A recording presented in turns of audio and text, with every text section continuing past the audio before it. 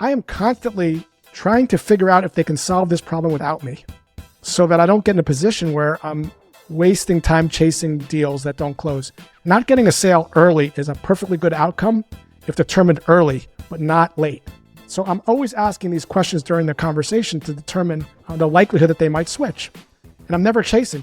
Today on the show, we have Josh Braun. So a lot of times when we see sales trainers, particularly on the internet, they're kind of the aggressive approach, the cigar chomping, loud, aggressive approach. And the reason that you came onto my radar, Josh, is because you have a very different approach. You're kind of quiet, calm. I suspect you're an introvert like myself, where like being out there and being loud and all of that is not your natural tendencies. So welcome to the show. And maybe if you start a little bit with your background, how you came to be doing what you're doing, and we'll kick off and talk sales. Yeah, sure. So thanks for having me on. I started off my first sales job teaching kindergartners the love of reading and writing. So I had to sell books to like 5-year-olds. And then I got promoted and had to do that for first graders and second graders and third graders. And that is a tough sale as you start to creep up. It's a little bit easier at kindergarten, but you get up to fourth or fifth grade and you're competing with other things. It's a hard sale. And what I learned in that experience is that selling kids on books is very much like selling people on software. A lot of the fundamentals are the same. You have to find something that will make the other person happy. And that varies based on who you're talking to. And then you have to be able to enable other people to motivate themselves to choose the book. Because if you choose the book for them, if you force it on them, people won't like that very much. So the art of teaching is to find out what makes kids happy and then present it in a way where kids and adults have the choice to decide if they want to pick up the book or not. And being okay if they don't want to pick up the book, knowing that your book is for some kids, but not for other kids. So a lot of the fundamentals that I learned as I teach adults now, sales, and is picked up from what I taught elementary school kids. You also get objections from parents. Why are you recommending this book to my kid? So you have to deal with that dynamic as well. No, fair enough. And so I've made that assumption when we started. Would you consider yourself an introvert, or would you consider yourself an extrovert? And how do you feel that plays into your sales approach? Yeah, I'm more of an introvert. I'm more of an empath. I've always been that way. I'm always trying to see and, more importantly, feel. And it is a feeling what other people are feeling. And sometimes that's as subtle as picking up on some body cues or language that might not be said, but can be felt. Like I'll just give you an example. I was on a call with a potential prospect the other day, and there was 2 other people on the call. And I noticed that 2 of them, who were the more senior people, were kind of like disinterested. It wasn't that they were saying they were disinterested, but I could tell they were kind of checked out. Like I sensed it. And so what I did in that moment is I just paused the conversation and I simply said, it seems like this might not be the right time to look at an external trainer. And they just unloaded about why it's not a good time to look at an external trainer, because I joined in that moment the conversation that they were having in their head, and they just let it loose. Now, this is great from a solopreneur perspective because you can waste a lot of time chasing deals that don't close. And so this idea of being empathic to others, to making others feel heard and understood. I picked up a lot of it when I went to see a psychologist to work on some personal issues. I was fascinated by how they would draw me out and how they would create this sort of connection with me, even though they weren't doing the majority of the talking. They were asking questions and picking up on things. And Carl Jung does this. If you read any of his work, seems like, looks like, feels like, to make people feel understood. And it turns out that once you do that, first, people are more receptive to understanding you. Yes, totally. What you said, I'll underline, is entering that conversation that's happening in their mind, particularly from a marketing perspective. That's so powerful when you read copy or you hear someone say that something that you're thinking. So whether it's marketing, whether it's sales, I really like an integrated approach in terms of sales and marketing. I mean, if we've done our marketing right as marketers, if we've entered that conversation that's happening in their mind, if we're nurturing them in a value-based approach, sales should become very effortless and easy. It shouldn't become an adversarial thing where I'm pushing, you're pushing back, and there's a lot of friction. So how did you go from becoming an elementary teacher to sales, and how did you come to that unique approach to sales? Because I think you do have a really unique voice when it comes to sales, because it's quite different from what a lot of people talk about. You have, like you say, a very empathic, a quiet approach, a non-aggressive approach, a non-adversarial approach. Talk a little bit about that, and then coming through with this kind of philosophy. Yeah, sure. So I'll answer that in two parts. How did I go from being an elementary teacher to sales, and then about the approach? They're intertwined a little bit. I'm 2 years into getting my doctorate. I wanted to be an elementary school principal. Wow. And I'm working out in the gym one day, and there's a guy next to me talking about something called online education. So all I heard was online education. I didn't know what that was. I wasn't really a techie. So I started having a conversation with him, and he was starting an online school for homeschool kids to teach them online. And he said, you're a teacher. You would fit right into this company. You could sell this thing, sell it to schools. And I go, I don't know anything about sales.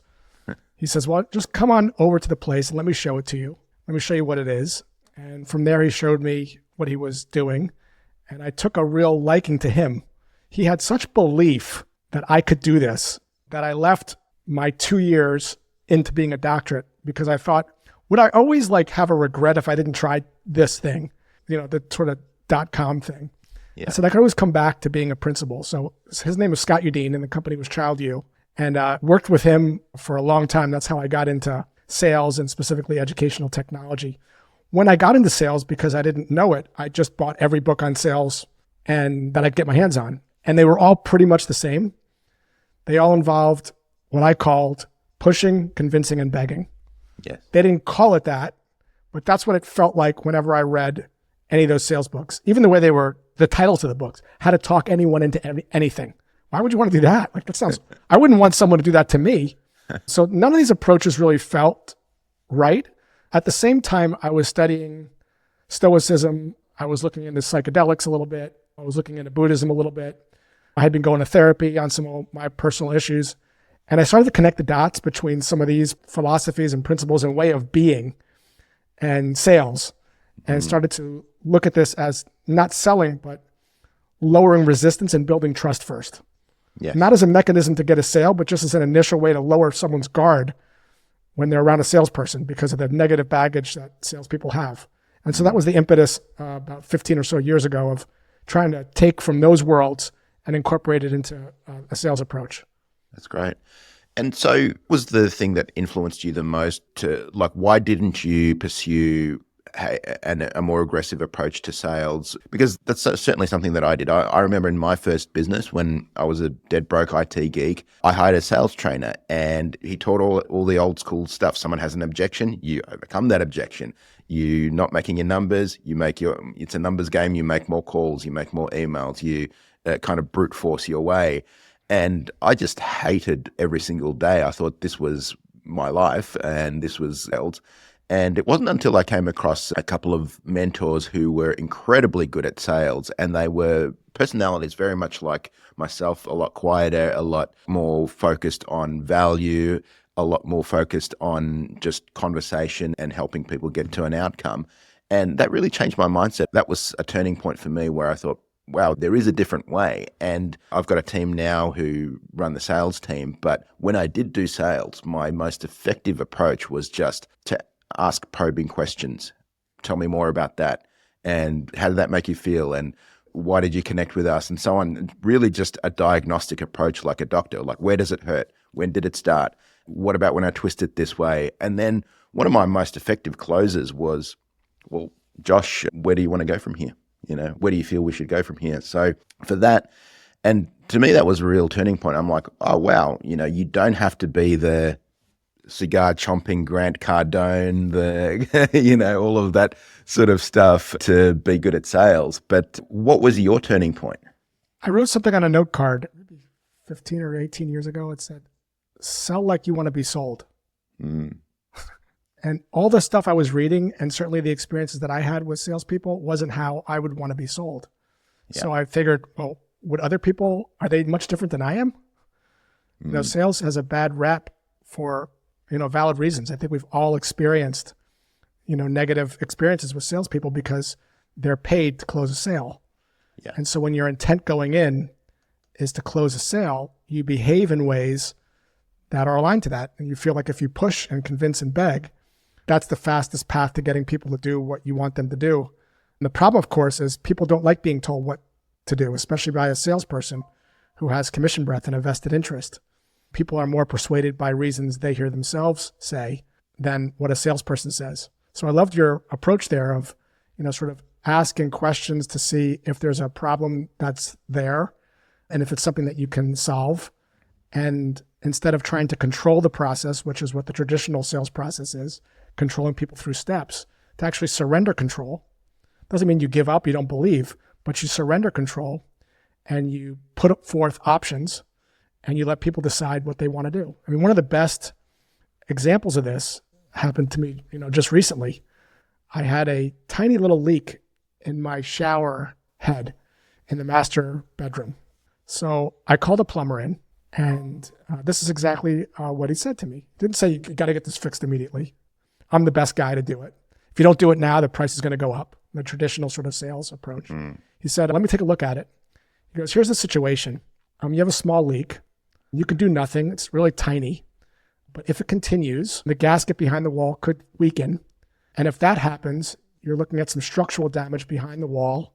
That will probably run you about $3,000 if that happens by the time you get done with repairs. Or we can fix it today, and that would be about $600. It's up to you. How would you like to proceed? So the best salespeople are the arbiter of unbiased information, like what you were talking about. They're sort of understanding the situation, laying out the options, and letting the customer or the prospect decide what they want to do or not do. I'll give you just another example of this because it kind of illustrates it. I was getting my home renovated, so I got 3 bids from 3 different GCs. And one of the GCs who came highly recommended was like 18% more money than the other 2. His name was Chris. So I called him up. I go, Chris, I like you and all, but you're like 20% more than the other GCs. Now, the traditional sales approach would start to be like, let me tell you why I'm the best, and you pay for what you get. And my prices are only going to go up. But he didn't do that. He leaned back, he detached, and he said in a calm voice, would it be okay if I asked you some questions about those other bids? And I said, sure. Now notice he's not overcoming any objections. So when they're putting your moisture barrier down, are they using Redgate? Like, what's the barrier protection? I go, I don't know. He goes, when they are going to replace your doors, you have 16 doors that need to be replaced, are they using hollow doors or solid wood doors? Because they kind of feel different when they close. I go, I'm not sure. He goes, when they're replacing your copper, are they using your existing pipes to redo that, or are they giving you all new copper pipes? Because your copper pipes are about 18 years old. What he's doing is he's creating a knowledge gap. And he's allowing me to see, this isn't an apples to apples comparison. And if that matters to me, then Chris is actually not more money. He's letting me come to my conclusions by asking questions and with a little finesse, and then letting me decide, Josh, I have no idea if this is important to you, but this is something you might want to look at so that you can make a informed decision. And he is completely indifferent to the outcome. He's detached. When you care less about making the sale, like not as a philosophy to get a sale, but as a general philosophy of like indifference, the more sales you end up making because you don't emit that pushy, convincing, begging energy. Yes. I heard my friend Daniel Priestley say, he called it with or without you energy. So that's great. That's a great way to put it. It is. Yeah. So it's, look, we're going to do this with or without you. We'd love you on board. We'd love you to be part of the program, or we'd love you, but this is kind of happening, right?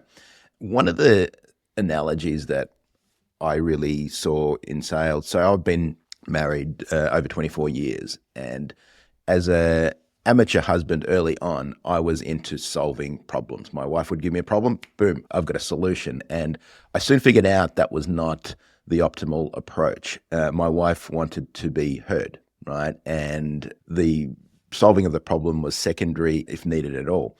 And I found this very similar thing from a sales approach, that prospect wants to be heard. They want to tell you about the problems they've had, why they're scared about going ahead, why it's not going to work for them, all of that sort of thing. And those probing questions, going through those probing questions, it wasn't just for me to figure out the things that are going to help me convince them to buy, but I found that someone would not buy until they felt I heard and understood where they were coming from, what things they were afraid of, what things they were hoping to achieve, all of those sorts of things. If I had just launched into my pitch and told them why I'm awesome, why they're going to get a great result, all of those things prematurely, that was something that was going to be very detrimental to the sale. So I needed to get to a stage where they were basically had exhausted all of the things that they wanted known about themselves, what they wanted to feel heard and understood. And only then were they kind of receptive to a message around, okay, well, what can you do for me? And I almost waited until they asked me, okay, well, so tell me a little bit about you, or tell me a little bit about your program. And that was, for me, by far the most effective approach. And so the diagnostic questioning was something that really got me there. Is that similar to your approach? What's your sort of approach to the sales call? Are you taking a scripted approach? Are you taking just an organic approach of asking questions? How do you advocate for that? I mean, if you went into a travel agent and you didn't know, and you sat down in the chair across from them and they said, you're going to love China. It's freaking awesome. Let me show you the itinerary. And they start going through a 14-day itinerary. You are not going to trust their recommendation. True. Because to your point, people won't trust someone if they don't feel heard and understood. This isn't just sales. This is life as well. I mean, I was at the dog park the other day and some lady asked where I got my dog. And I was honest with her. I said, I got it from a breeder. And she said, you're an a-hole. You should adopt dogs from dog shelters. You people are terrible. Now, if I wasn't trained in this, the inclination would be to defend your dog. Yeah. Tell her why. The problem is when you're explaining and you're defending, egos don't like that very much, because what you're secretly saying is, I'm right and you're wrong. Yeah. So in that moment, I was able to pause and lean into it.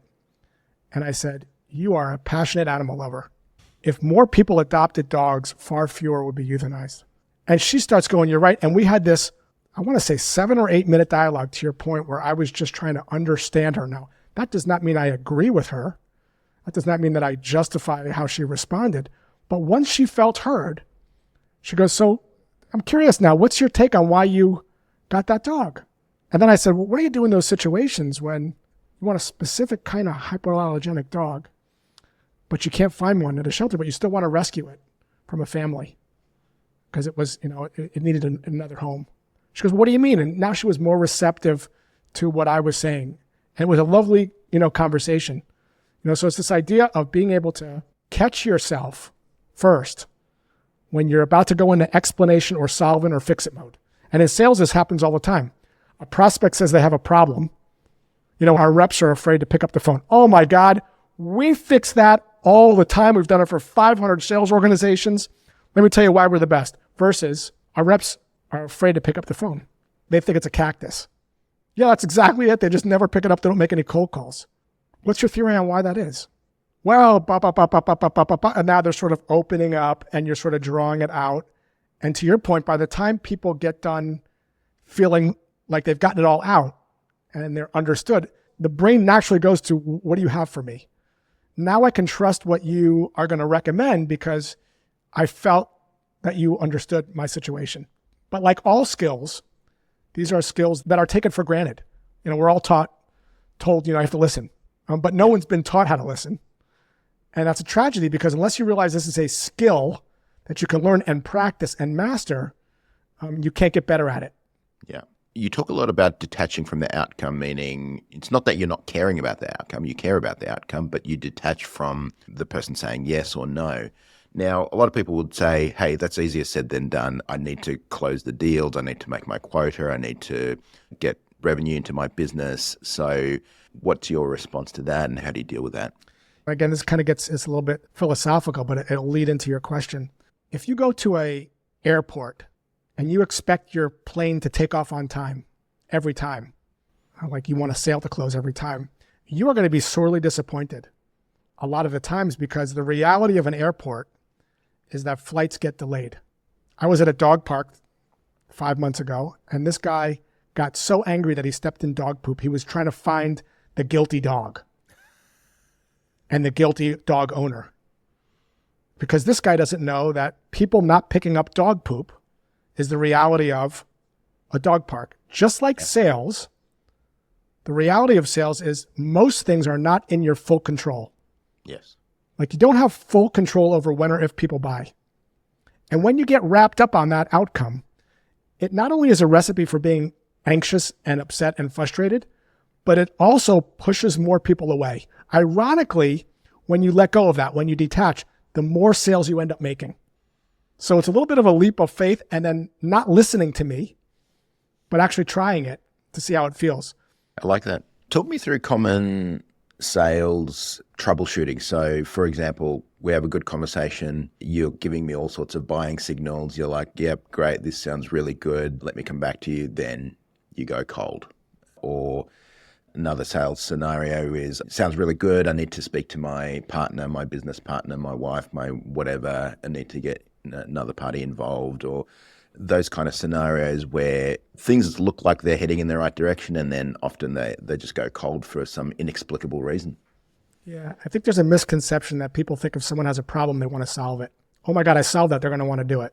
It's not true. I'll just give you an example, and there's tons of examples. You live with problems all the time, Allan. So do I. Right now, I have a TV in my back bedroom. It's got a couple pixels missing. It's a problem, but I rarely watch that TV. We don't have house guests over. And when I do watch it, I barely notice the pixels. So I'll look at your TV demo, but I'll talk about it with my wife, but we're not going to probably get it a new TV. The problem isn't intense or frequent enough. The cost of inaction or the waiting tax isn't high enough for me to want to switch to a new TV. So early on in a sales conversation, we have to see the cost of the problem. Like, how big of a problem is this? Is it really small?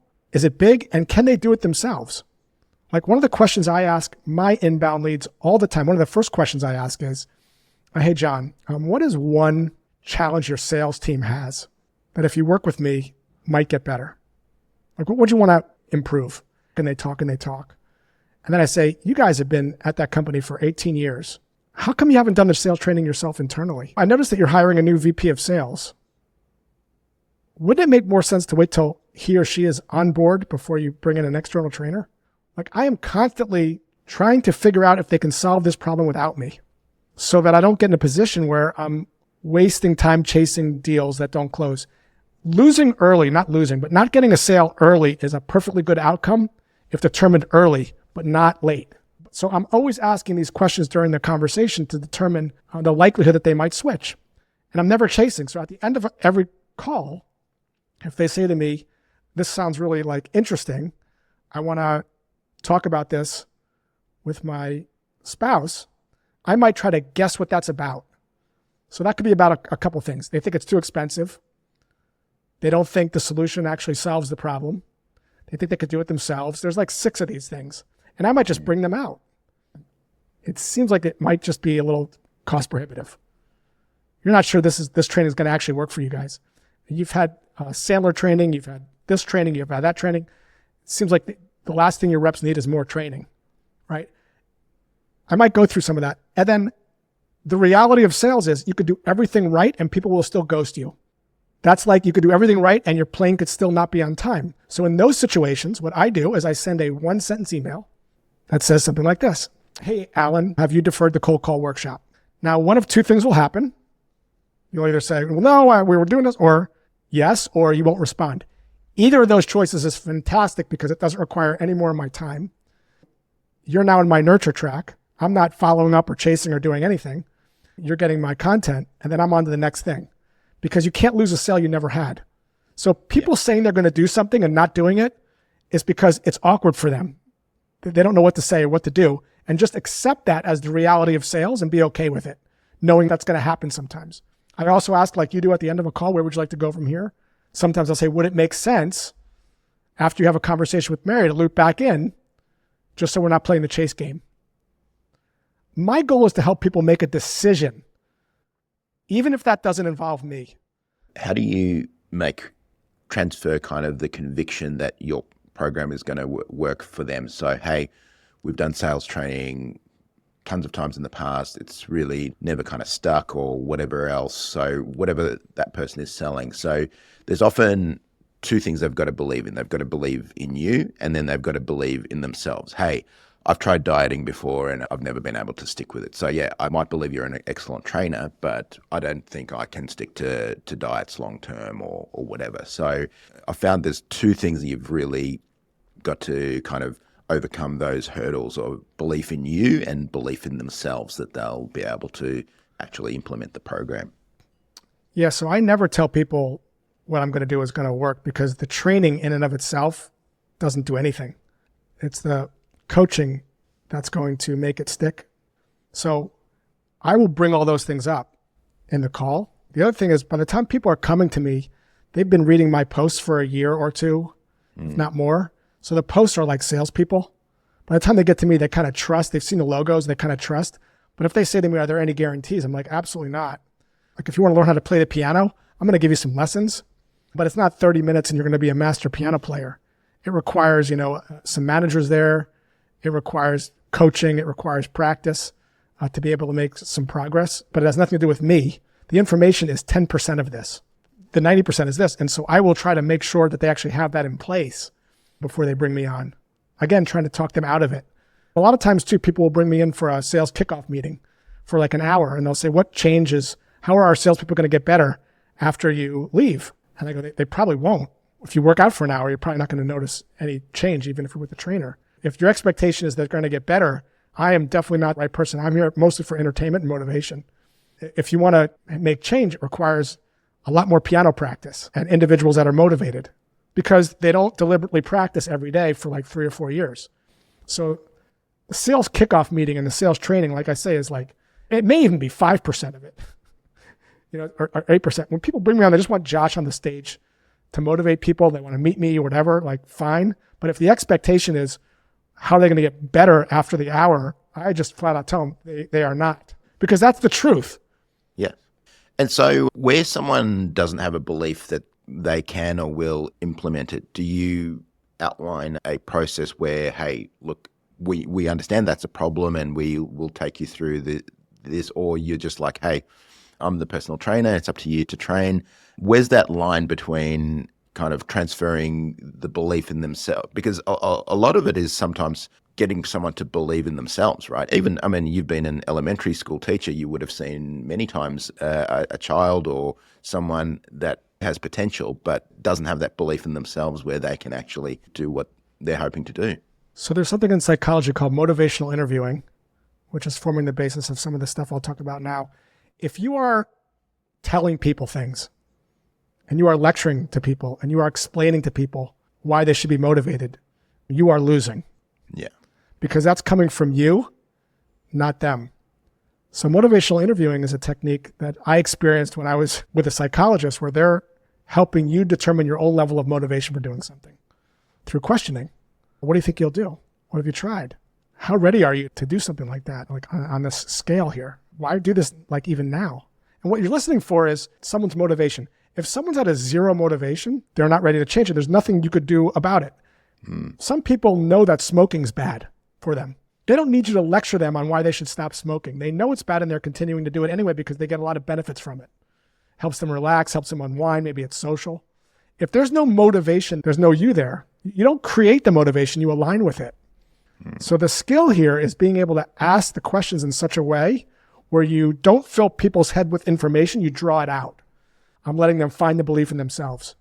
So you're trying to see, is this something that's a big emotional driver for them right now? This is the right time. I guess when the student's ready, the teacher will arrive, kind of thing. Well, kind of like, Allan, when was the last time you got a full body scan at the dermatologist? Never. Okay, never. Now, one approach here would be for me to tell you why you should go get a full body scan. So if I were to give you a lecture now on why you should go at least once a year, you are not going to be open to that. True. Because I am telling you something. True. Right? But if I said something to you like this, Allan, sounds like you have a reason for not going to the dermatologist. I would say, yeah, I don't burn easily. It just hasn't been a priority, just something I haven't thought of. But now that you brought it up, I probably will. What might change for the better if you went? Like, why would you even want to consider going? Yeah, certainty. See what we're doing here now? You're not going to start to tell me Well, I could do this, I could do that, I could do this. And now all of a sudden, you're talking about your reasons for wanting to go to a dermatologist. I'm not giving you my reasons to go, right? So whenever anyone feels like if you're lecturing to someone, you're doing it wrong. Yeah. And sales is all about the pitch. So we don't want to be pitching or talking at people. That's really good. So take me through your approach to cold sales, and how does that differ from what you're doing from when you get an inbound lead versus, when you're going for someone cold? I'll give you an example. You tell me what these two stories have in common. So here's story number one. Several years ago, I was in the mall with my wife, and I did not need anything. She was going to return some items. We were going to grab some dinner afterwards. So I was just, keeping her company. And I walked by like a Fit to Run store, not needing anything. If the sales associate said, "Do you have any problems with your sneakers?" What do you think I would have said? No. If there was a sign on the door that said, "We're running this great special on Brooks running shoes, 20% off," think I would have gotten them? No. If she said, "Can I help you?" What do you think I would have said? I'm fine. Fine, I'm good. She didn't do any of those things. She saw me kind of walking by the store. She noticed my sneakers. And she goes, "Oh, are you a runner?" And I go, "I am." She goes, "You training for any races?" And I go, "I'm training for my first half marathon." She goes, "Oh, where are you doing that?" I go, "Miami." She goes, "Oh, you've probably had a running gait test." I go, "A what?" She goes, "A running gait test." I go, "What is that?" Moments later, I'm in the store, Fit to Run. She got me on a treadmill. I have a picture of this if you want to see it. She freezes the frame and she zooms in on my ankles. And she says, "Notice how your ankles are overpronating." And I go, "Yeah." She goes, "Well, the problem is if you run in sneakers that are not made for pronated feet, you can get injured, especially on long distance runs. Get things like runner's knee and plantar fasciitis. If you'd like, I could check your sneakers to see if they're made for pronated feet." And I don't know, about 8 minutes later, I'm spending $180 on new sneakers and insoles. Beautiful. That's number one. Here's story number two. You tell me what they have in common. I love to wash my car on the weekends. I just like it. One day I get this email from this place called Adam's Car Wash Supply Company. I guess I must have put my name in some list somewhere. And the email said, I'll never forget this line, "How do you know your wash mitt isn't scratching your car?" Now, it turns out that if you wash your car with a normal bucket and sponge, which is most people, and you're a car nut like I am, dirt and grit can get trapped in the sponge because it's dirty.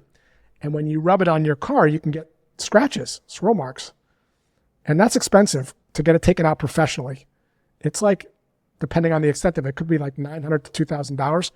But not only that, when you go to resell your car, they run a paint thin meter over the hood or wherever the scratches are. They can see that it's been repainted. Your car's worth less.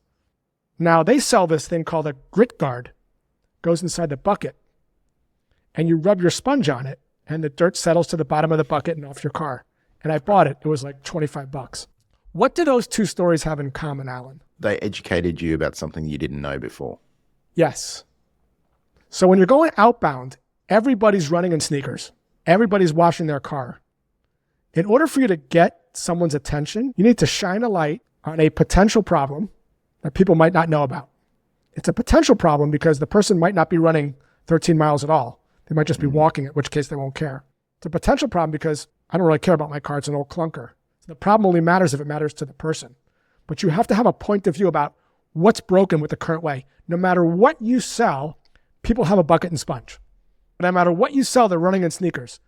Most of the emails I get come across like, I don't have sneakers.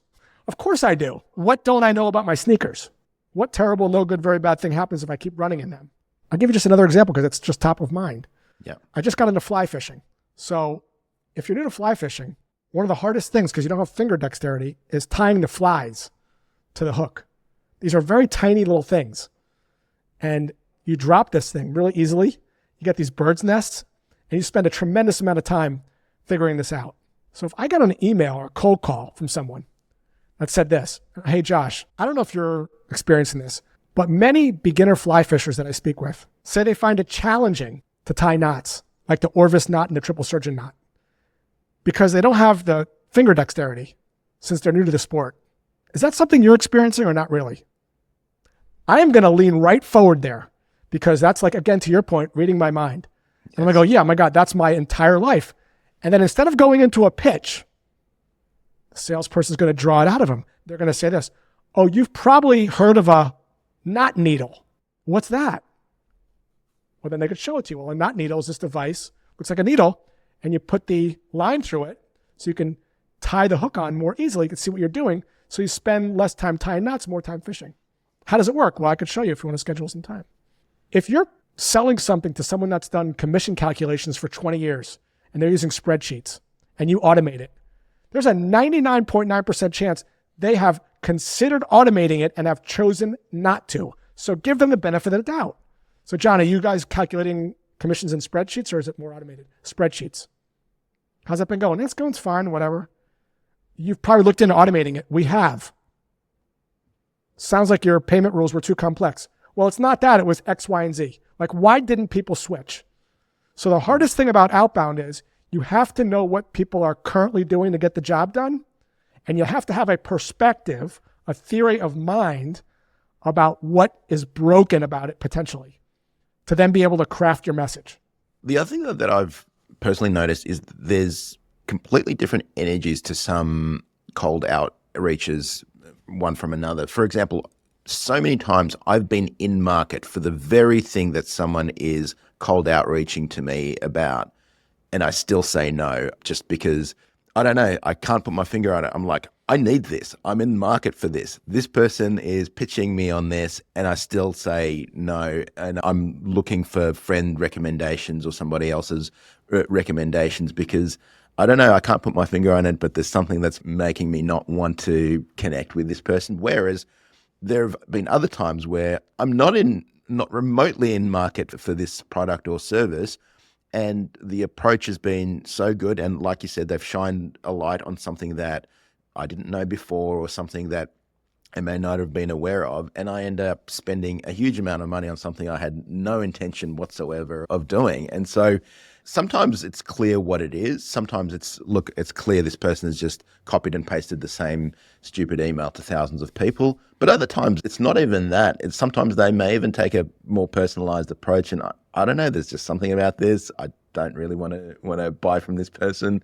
And I don't know why. What's your best guess? My best guess is it's often high trust things. So, for example, I'm in the book business and I was recently getting printing quotes and, care deeply about the quality of the book. Hundreds of thousands of people have this on their shelf potentially for decades. So I care very much about the quality that it's going to come out with. So I see in my spam box all the time people pitching printing quotes and things like that. And do I want to buy printing at a lower cost? For sure, but that's maybe not my number one driver. But, this is going to sound a little rude, but I think there's that desperation energy as well. I think that comes across in an email. I think that comes across in a cold call. Yeah, I don't know. My best guess is that kind of desperate energy. So see what I did there? You actually do know. But if I was a traditional salesperson, I would have told you, which is not going to be what you would have said. So I said, what's your best guess? And you just unloaded for 3 minutes. Yeah, true. See, this is what's called drawing someone out. You do know. So it's the same thing with your prospects. You sort of are drawing them out. And you're 100% right. It's a feeling that you get. So we're at the Tin Muffin. I'm not a dessert guy at all. We had a server. Her name was Jennifer. And she came by after lunch. And it's such a great line. She goes, "Are you afraid of dessert?" Not do you want dessert? Are you afraid of dessert? Just likable. I go, you got me. She goes, "I'm not a big dessert fan." I go, what do you got? She goes, "Well, we got a lot of things, but there's one thing. I can't stand bananas." No, I don't like bananas either. She goes, "I don't like bananas, but our banana pie is life-altering. And I hate bananas. I have 2 kids and 3 cats, and this is the best thing in my life. If you'd like, I could see if we have any left." It's a feeling. I'm like, bring it. And it's amazing. Now, was it amazing? I don't know. But it's a transfer of emotion, like a transfer of confidence in that moment. It's not, what do you want for dessert? We have the best banana pie. It's like a feeling that you get when you know that she believes in it, but she's also doing it in a way that's pleasurable, and it feels a certain way. And one of the best cold outreaches I got, very similar to what you do with the book, I have this thing called a Badass B2B Growth Guide. It's a digital thing. Mm-hmm. And I get this voicemail memo on LinkedIn from this woman named Nellie Jabrar. I still have it. Such a smooth, British sounding voice. And she goes, "Hey, Josh, I have your guide. It's wonderful. I hope I'm not offending you, but I found several grammatical and typographical errors in some of the pages that I looked at. and I've gone ahead and fixed them for you in this PDF, just to make sure that your words, don't get lost, because your lessons are really valuable. P.S. If you'd like, I can correct the whole guide for you. And she sent the PDF of her work. Just like if I was going to try to bid you out a book, I might actually send you some copies of books that I've bound so you could actually see the quality. She kind of de-risked the whole thing for me. I called her within and I very rarely respond to cold outreach. I may have called her in 5 minutes because it felt, and I've shared this in workshops, it's in my guide. Thousands of people have heard this recording because that's what happens when you make people feel that way. And it's really rare. And it came from a place of genuine interest. She showed me something that I didn't know was a problem.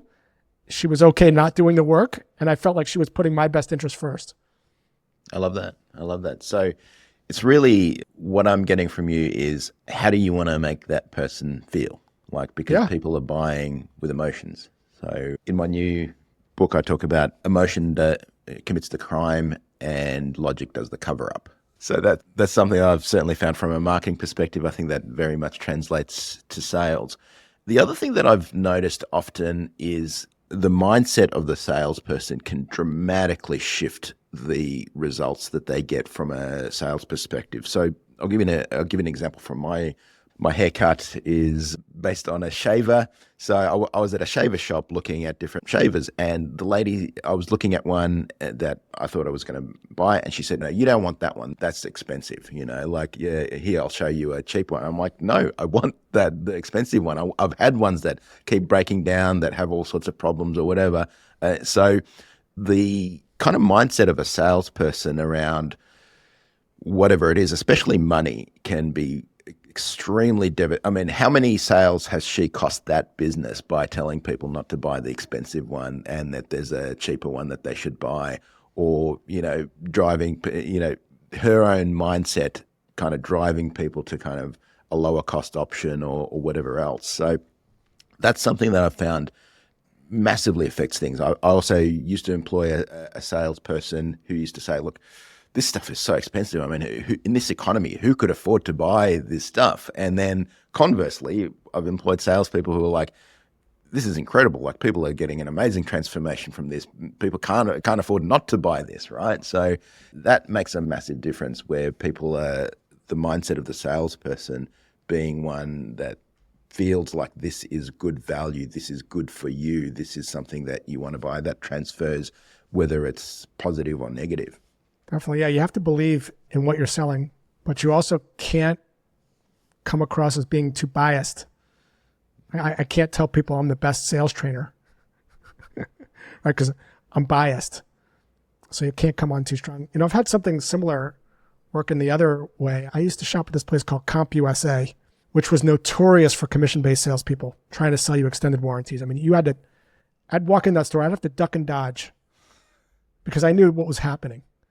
One time HP's in there doing some kind of promotion. I went and got a new inkjet printer, and I'm walking out with it, and the salesperson, that guy's name is Dave, stops me. I'm like, "Oh my God." I go, "I don't want an extended warranty." And he goes, "Oh, we're so aggressive with that, but that's not why I stopped you." I go, "What's going on?" He goes, "HP is going to be doing a promotion on that printer next week. It's going to be 15% off if you want to just wait a week. Come back. We're going to have plenty of them in stock." I go, "That would be amazing." And I'm like, I'm buying everything from that guy, right? He's just doing what's in my best interest. And oftentimes, even if it's true or not, a salesperson trying to push someone to the highest tier, even if it's what they believe, can feel disingenuous because, of course, you want me to do that. You want to make more commission because of all the experiences I've had with salespeople before you. Sure. I'm not looking at you, Allan. I'm looking at the 30 people that have tried to sell me extended warranties before you. Right? So we got to be really careful there. Yes, you have to believe, but you can't overdo it and be overly excited about it either. Yeah.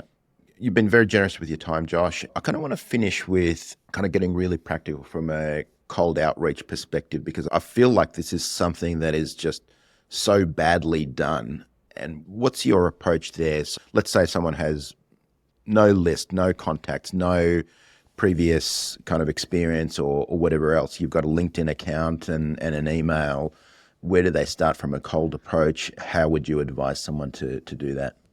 Get off LinkedIn, get off email, get off tech, interview 5 customers that bought within the last 45 days using something called the Jobs to be Done interview framework. That is the only way that I know to get the language as to why the customer bought. Your marketing team can't make it up. It's got to come from the mouth of your customers. Yeah. Good cold outreach copy, whether it's cold calls or cold emails or LinkedIn, isn't written, it's found. And the only way that I know to get it is to do these interviews. And you're going to start to hear things that you're not going to be able to make up. Like, I'll give you an example. A while back, I was training for my first Ironman, and I'm pretty, social. So I was posting this on TikTok and LinkedIn. Some triathlon coach in my area, and my number's on my website, gets a hold of this thing, sees my training schedule. He calls me up. This is exactly what he said. Josh, it looks like you're training for your first full Ironman. So you're probably doing about 20 hours of training a week. You're eating every Snickers bar in the house. You're eating dinner at 4 o'clock. You're going to sleep at 6 p.m. on a Saturday. I call that divorce by triathlon. Now, I crack up. I go, dude, you got to stop for a second. I go, where did you get that from? He goes, oh, that's what they say in the groups, like when I interview my customers. Like when they hire me, I go, you got me. Like, nailed it.